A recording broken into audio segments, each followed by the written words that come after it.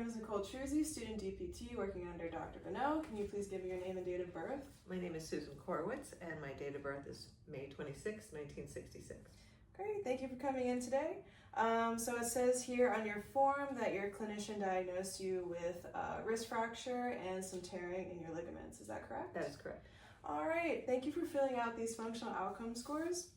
First off, I just want to take a look at this body graph and confirm that this is your right wrist that is in pain and Yes. it hurts on the front and back side. Yes.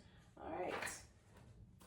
Thank you also for filling these out. I'll explain each and every one of them. This is called DASH, Disabilities of the Arm, Shoulder, and Hand.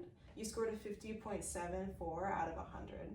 So 100 leans more towards disability. 0 is function and where we'd like to get you at. Okay. So it says here, things that stood out to me is that you have trouble opening a tight jar, Yes. washing or blowing your hair, and that you have pain, specifically weakness and stiffness. Is that correct? That's correct. All right. Would you say that these are goals that you would like to change? Yes, because those are just very simple everyday habits that I cannot do. I understand. And this is also a PCS form. This is called Pain Catastrophizing Scale. So essentially pain lasts beyond the healing phase because pain is a mechanism of the nervous system. So with this, we can try to suss out whether or not this applies to you. You have a low score of 7 out of 52, so it doesn't seem like you have catastrophizing tendencies. I don't. However, I see that you listed you can become afraid of the pain getting worse and wonder whether something serious may happen. That's correct. Okay, so we will get into that more with this intake, but thank you. Sure. Thank you for filling out the lifestyle assessment form. It says here 7 out of 10 for your self-report level of health. And it seems here that your negative scores are surrounding sleep and wanting to exercise more. Does that sound right? Yes. So sleeping 4 to 5 hours in the evening and it leaves you fatigued. It does. All right, well, thank you for answering that. We ask because extraneous factors can impact your health. So your sleep hygiene could affect the health of your wrist, which we want to improve all of those things. Sure, makes sense.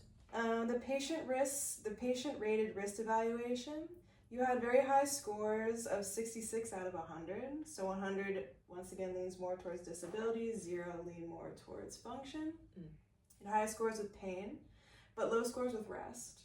Is that correct? That is correct. Okay, and so it seems as though through this sheet that activity triggers the pain. It does. And the upper extremity functional scale, you scored a 32.5 out of 100. So we want to get the score to be 100. So it seems as though you have trouble with lifting a bag of groceries, lifting things above your head. Yes. Great. Very basic thing. Well, thank you for answering that. I would also just like to confirm that you are 58 years old, female, 5'8", 135 pounds, married, right hand dominant, primary language is English. True. All right, so I understand that you have seen another medical professional, 2 orthopedics, 1 OT and 1 PT. Yes. What led you to C2? The first one didn't give me the full picture. They just said it's going to take a few months. The second one actually did an ultrasound, which I've had MRIs and x-rays and everything, and that showed what the ligaments were doing, where they were damaged. And so that was a better picture. So that seemed like that would take time, and you said that you were afraid of it getting worse. Yes. So did the doctors address your pain? The second one did. Okay. The first one was just saying it would just go away, but it wasn't going away. And it's better to know, I think, what's going on. I understand. So I'm glad that you got clarity from the second doctor. I see that you had a 1-month follow-up and an ultrasound, x-ray, MRI, and CAT scan. All of the above. Great. The mechanism of injury is falling on your hand, is that correct? Yes. Do you have a history of falls? I do not. Okay. You fell on your wrist January 19th. You got a cast on and then removed March 2nd. And the pain intensity you listed as a 6 out of 8. So could you tell me how the pain travels throughout the day and night? So during the day, it's usually from overactivity. I type a lot, I use the computer, so it gets fatigued. Or if I do something that I normally would do, like open up a door or trying to brush my teeth, this turning of my wrist always triggers it. And I just alleviate it with some rest or elevate it. Okay. So I understand that you said rest. Does it take about 10 minutes to go back down? Yes, about 10 to 30 minutes, depending. Okay. So sometimes it takes just a little longer. What makes it take longer? If you move I think more? Yes, I think the amount, if I'm in a meeting and I cannot rest, the worse it is, the longer it takes. I understand. Would you say that this pain has gotten better since your diagnosis, or has it been a journey up and down? It's a journey up and down. Can you speak on that a little bit more? So do you have confidence that it will get better, or are you sort of still lost in the OTs that you're seeing? I have more confidence now because I'm feeling less pain every day. It's just when I do those sudden motions and I trigger it, as I say, I don't know if that's the right word, but I trigger it and a shooting pain will come out. And so I think, oh goodness, I'm right back where I started. But that's getting fewer and far between. Okay, and whenever you do experience that pain, and you said, I'm right back to where I started, does it get red? Does it get swollen? That's a good question. So it does get swollen. It will bump out here. You can see the inflammation, and then it gets red all the way around like I was overusing it. Okay. And you would say that you have a difficult time brushing your hair, you said, yes. Reaching for things. Turning the doorknob, brushing my teeth because you have to turn the brush. And would you say that this has gotten in the way of your recreational activities? If so, what do you do for fun? My recreational activities is mostly doing a lot of crafting. So it's hard to crochet, it's hard to knit, it's hard to paint, and garden. Gardening is very difficult at this point. I understand. So if you do attempt to do these things, what do you do to lessen the pain? So you said it comes down within 10 to 30 minutes. So what does that entail? Resting, not moving, icing? Icing, resting, elevating it. I wrap it sometimes, and that helps a little bit. All right. And can you indicate what movements irritate? So anything that goes beyond what it's only allowed to do, or any sudden movements, like if I try to catch myself or try to push myself off the floor or something like that, it doesn't handle it well. And can you take any anti-inflammatories? I'm not. I can only take Tylenol, which is not. Is that due to any reason particular? It's due to the medication I'm on for my rheumatoid arthritis, and also they were telling me not to use ibuprofen with the broken bone. And you spoke about day pain. Do you experience any night pain at all?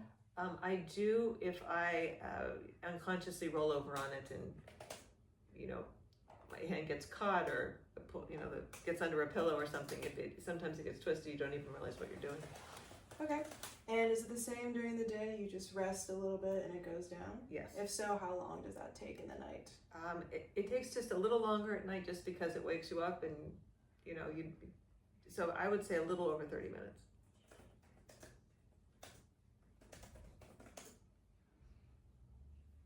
Okay, thank you.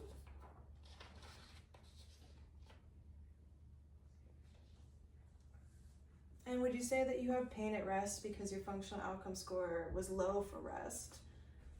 Do you experience pain only when you're moving? Oh, that's a good idea. Yes, I do. Okay. And what is the type of pain? Do you feel tingling? Is it just sharp?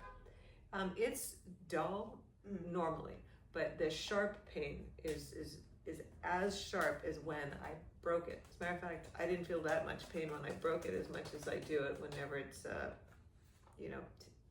moved sharply. I don't know how else to explain I understand.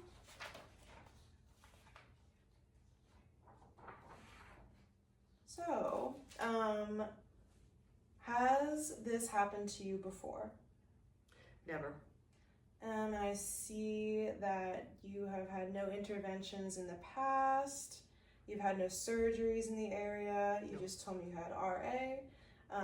Any other allergies, diabetes, tumors, heart conditions? None of those.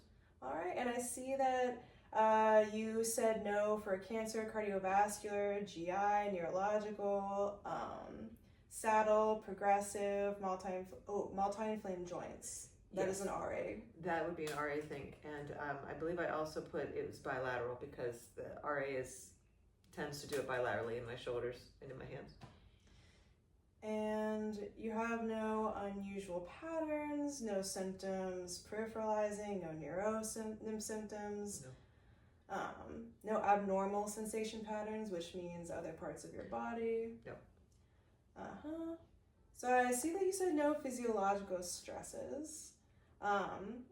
However, you were worried about the pain. Is there any reason why you were worrying? Was this work related? It was Did it work. impact your work? It was work related because the more I would do this one particular action, the worse the pain would get, and so it was affecting my work, and then affecting me because I'm thinking, if I could only just take a rest, I'd be okay. So. I understand. So did this inhibit your employment at all? Did they help you with disability accommodations? At first, no, and actually, they did not help at all. They did not give me any accommodations. I hadn't been there long enough to have that, although I thought I would because I thought maybe they would give me like a left-handed mouse or something like that, but they did not. I understand. I'm sorry to hear that. And did you have any skin changes aside from just the red swelling? My skin was very thin and I don't have the right word for it. It just, I was very irritated from all of the bandaging, all of the casts and things like that. Okay. And additionally, you said no to cardiac, no respiratory, no cyclical, no urinary, no sexual tracts. Correct. Pain. Great, and I see that for your RA, you're on naltrexone, sulfasalazine, and vitamin D. Yes. As per your intake form in here, no habit of social drugs. You live in your home with your husband, and you work in software, which is why you type all day. Yes. And so your functional status, would you say that, as per your functional outcome scores, you're at 32%. Would you agree with that? Would you say that you were a little behind with your function? I feel behind, yes. And in what way? Do you find you can confidently brush your teeth, eat, cook?